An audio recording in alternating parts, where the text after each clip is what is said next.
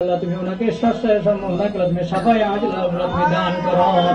I মাহবুব মাওলা উনি সুস্থ হয়েছিল, বাংলাদেশকে ভালোবাসতেন মাহবুব মাওলা, ওই সমস্ত ভালোবাসার কারণে মাহবুব মাওলা গো, আই মাহবুব মাওলা ওনাকে আল্লাহ তুমি সাফাই আল্লাহ তুমি দান করো।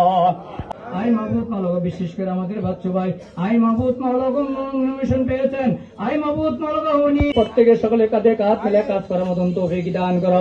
আমাদের নেত্রী দেশনেত্রী বেগম খালেদা জিয়া গুরুতর অসুস্থ অবস্থায় এবারকের হাসপাতালে ভর্তি আছেন। তিনি নিবিড় পরিচর্যা কেন্দ্রে আছেন। আমরা যতদূর জানি যে তার স্বাস্থ্যের হয়তো কিছুটা উন্নতি হচ্ছে বা উন্নতির দিকে যাচ্ছে। আজকে তার জন্য আমাদের নেত্রীর জন্য দেশনেত্রীর জন্য আজকে সারা দেশের সর্বস্তরের মানুষ কিন্তু আজকে দোয়া করছেন।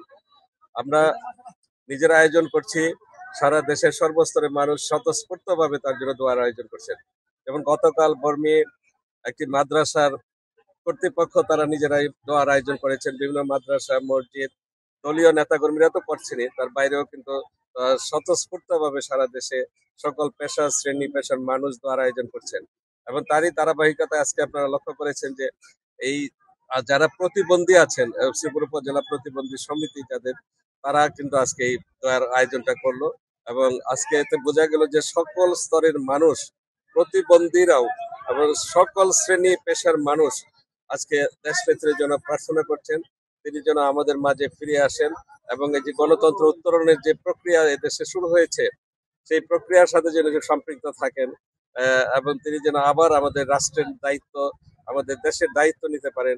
এই প্রত্যাশা কিন্তু আজকে সকলের মনের মধ্যে, সকলের আশাকাঙ্ক্ষার মধ্যে, এবং তারই প্রতিফলন কিন্তু আজকে এই বিভিন্ন ভাবে যে তার জন্য দোয়া মাহফিল করা হচ্ছে, সেটা প্রতিফলনই কিন্তু আজকে এটা আমরা দেখতে পাচ্ছি।